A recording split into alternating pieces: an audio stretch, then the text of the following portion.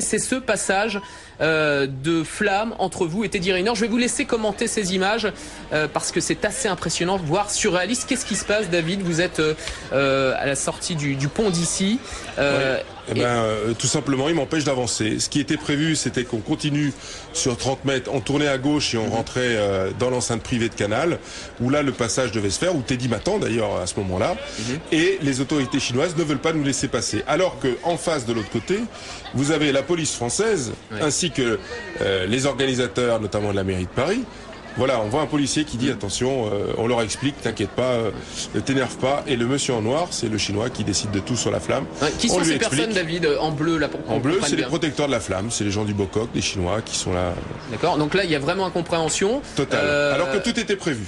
Là, on voit mon ami de la mairie de Paris qui est en train d'expliquer que c'était prévu de passer par ici, etc., etc. Là, le chinois comprend pas ou peu ou presque. Là, on m'explique d'attendre. En fait, que reprochent les Chinois à ce moment-là? Ils ne veulent pas que vous alliez rejoindre Teddy Riner? Ils veulent pas qu'on suive ce qui était prévu au départ. Donc là, ils comprennent qu'il faut laisser parce que c'était prévu. Donc là, vous vous êtes lancé quand même, vous forcez en quelque sorte un petit peu le passage. J'ai lourdement insisté pour que ça se passe de cette manière-là. On a vu souvent les policiers chinois, en tout cas, vous tenir le bras. Qu'est-ce que vous ressentez à ce moment-là? Vous parlez de manque de respect tout à l'heure? Oui, c'est un manque de respect purement et simplement.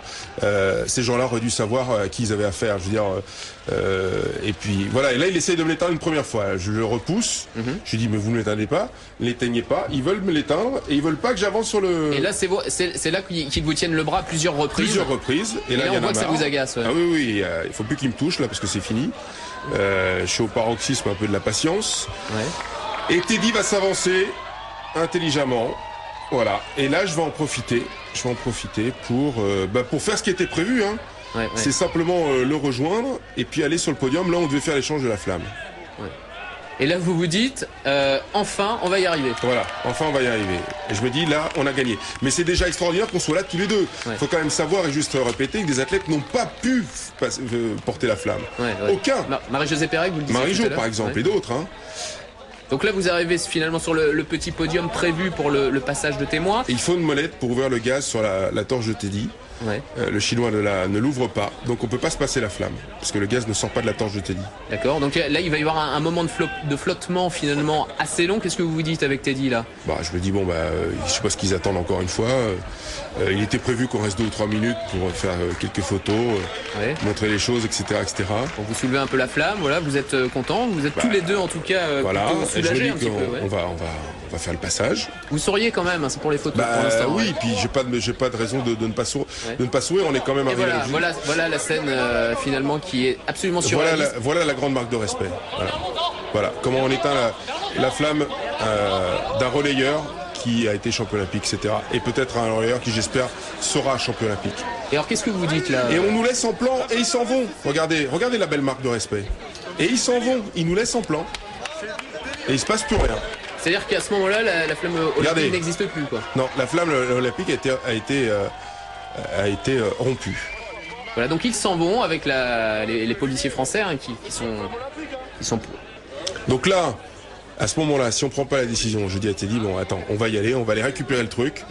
Déjà parce que Teddy, il va pas rester ici comme ça, en planté comme un imbécile. On sait pas ce qui se passe.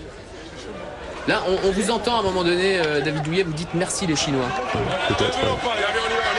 Et là, vous repartez, vous décidez de les suivre finalement. Non mais c'est surréaliste. C'est totalement hallucinant, non? Et en fait, on va récupérer. Donc on part.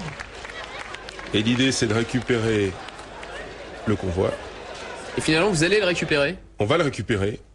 Voilà. Et à ce moment-là, il y a un Chinois qui porte la flamme, une autre flamme allumée. Je l'arrête et je lui dis, c'est lui le relayeur. D'accord. Le type me regarde, est surpris. Et donc ils ont vu qu'on lâchait pas l'affaire quelque part.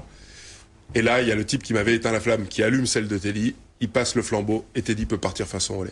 Mais si on reste à Canal, il n'y a pas de relais pour Teddy, c'est pas possible. On vous sent encore maintenant, quelques heures après cette scène, David Douillet, encore vraiment sur les nerfs, oui, parce que très tendu. L'olympisme, c'est pas ça pour moi. Moi, je me fais quand on voit la manière dont ils respectent des gens qui ont qui essayent de promouvoir les valeurs olympiques au plus haut, comme moi, comme Teddy, comme Stéphane Degana, comme Marie-Jo Pérec, comme tous ceux qui ont été acteurs ou qui seront acteurs de ce monde sportif. Eh ben moi, aujourd'hui, j'ai beaucoup d'inquiétudes.